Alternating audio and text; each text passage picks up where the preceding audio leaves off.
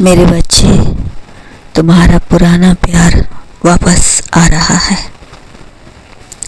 इधर तुम अपनी सफलता की खुशी मना रहे हो और तुम्हारा प्यार को जैसे ही पता चला कि तुम काफ़ी कामयाब हो गए हो और इस दुनिया में हो, तुमने उसे से प्यार करके वादा किया था कि तुम लौट कर आओगे, परंतु नहीं आए। खैर, यहाँ हर किसी को यह अंदाजा है कि सबको जीवन कैसे जीनी चाहिए, लेकिन खुद की जिंदगी कैसी जीनी है इसका कोई अंदाजा नहीं है। अपने हृदय से कहो कि दुख का भय स्वयं के दुख से भी बदतर होता है, और जब कोई हृदय अपने सपने की खोज में निकलता है तो उसे दुख नहीं होता, क्योंकि दुख का प्रत्येक क्षण ईश्वर और अनंत काल के साथ एक मुलाकात होती है। शायद तुम इस बात का अंदाज़ा तक नहीं है, किसी से तुम भूल गए हो और भूलने के बाद तुमने अपनी एक नई दुनिया बसाई है, जहाँ तुम अपने पूरे परिवार के साथ हंसी खुशी जिंदगी व्यतीत कर रहे हो। और दूसरी तरफ तुम्हारा पुराना प्यार तुम्हारी याद में तड़प रहा है। वर्षों इंतज़ार किया, किंतु आपने तुम्हारा प्यार पाने के लिए, किंतु दुर्भाग्य उसका पीछा कर रहा था,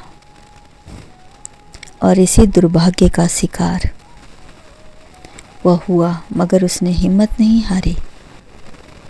अपनी ज़िंदगी पूरी हिम्मत और हौसले से जिया। वो अपने परिवार से बहुत प्रेम करता था और आज भी करता है,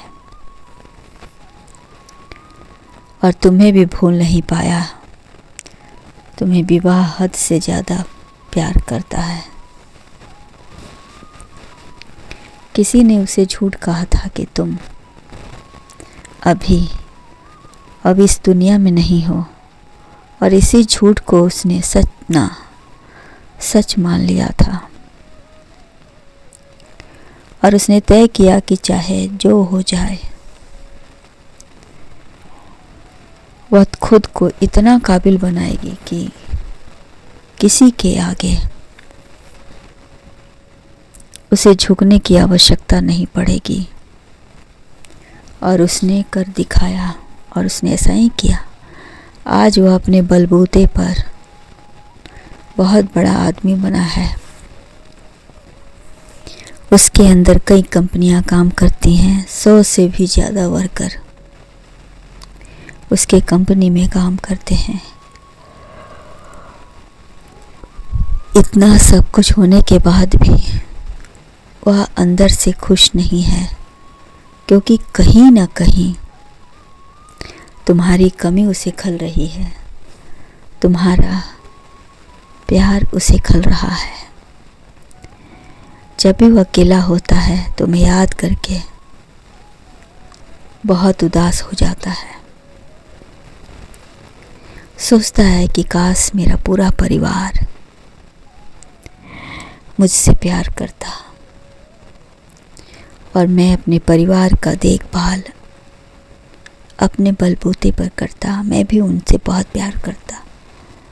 ईश्वर को इस पल के लिए वो दोष देता है, जिसने समय से पहले ही उसे अपनों से दूर कर दिया। आज वह खुश है और अपना काम पूरी ईमानदारी से निभा रहा है। उसके काम की चर्चा चारों दिशाओं में फैल रही है। जो भी उसे कुछ भी मांगता है, बिना सवाल किए वह उसे दे देता है। आज वह कंपनी के काम के सिलसिले में बाहर जा रहा है।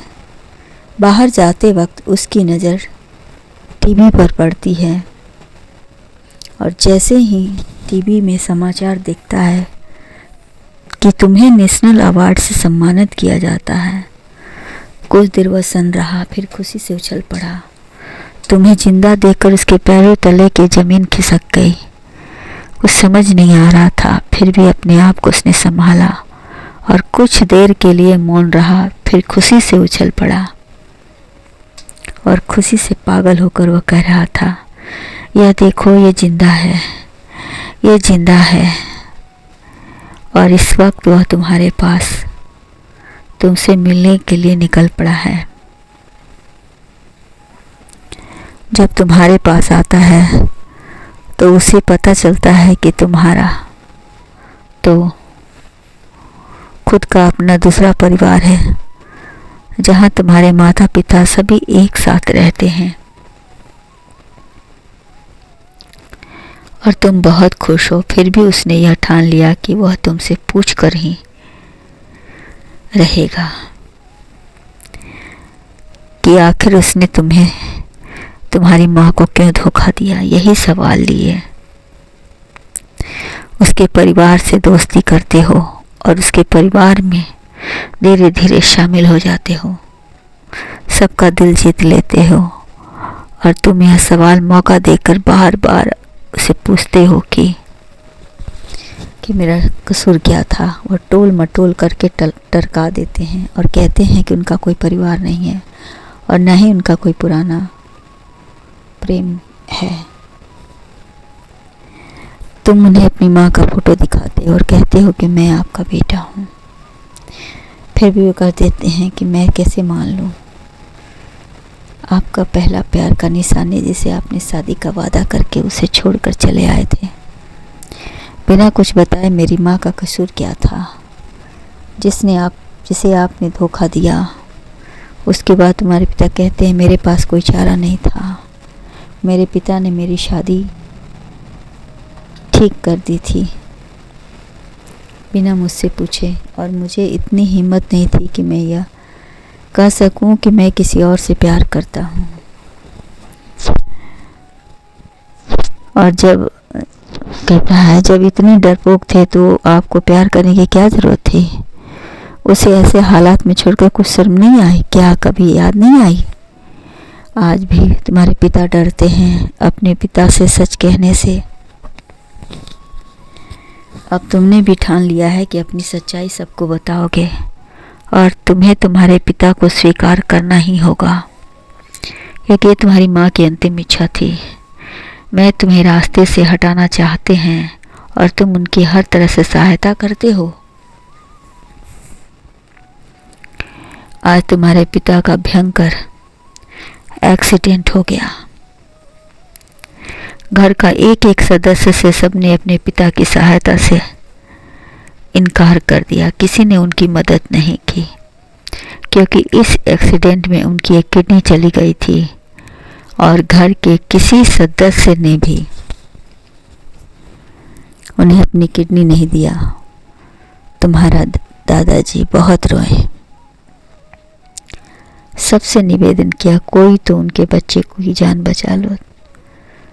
उनकी खुद की औलाद ने भी नहीं किया मदद, किडनी देने से मना कर दिया। तब तुमने अपने किडनी देकर अपने पिता की जान बचाई। और जब तुम्हारे पिता को सच्चाई का पता चला तब वो बहुत खुश हुए, क्योंकि यह उनका नया जन्म था। और गर्व से सीना चौड़ा करके तुम्हें गले लगाया और उन्होंने कहा कि आज मैं ऐलान करूँगा कि तुम मेरे पहले प्यार की पहले निशानी हो, मेरा खून, मेरा बेटा हो। हिम्मत करके अपनी गलती स्वीकार की और तुम्हें बेटा स्वीकार किया और सबको बता दिया कि तुम उनके पहले प्यार की निशानी हो, उनका बेटा, उनके घर का वारिस। दादाजी बहुत खुश हुए यह जानकर।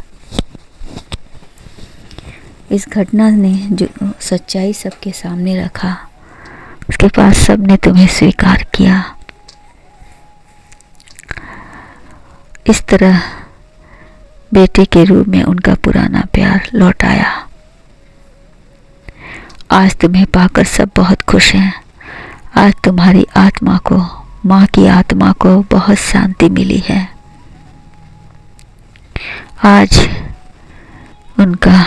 वो तुम्हें आशीर्वाद दे रही हैं। उन्हें भी आज संसार से पूरी तरह से मुक्ति मिली है। आज तुम्हारे पिता के पूरे परिवार ने तुम्हें और तुम्हारी माँ को अपने घर का सदस्य माना है। दिल से मेरे बच्चे, अब तुम भी अपना फर्ज निभाना पूरी ईमानदारी से। मेरा आशीर्वाद है, तुम्हारा सदा कल्याण हो।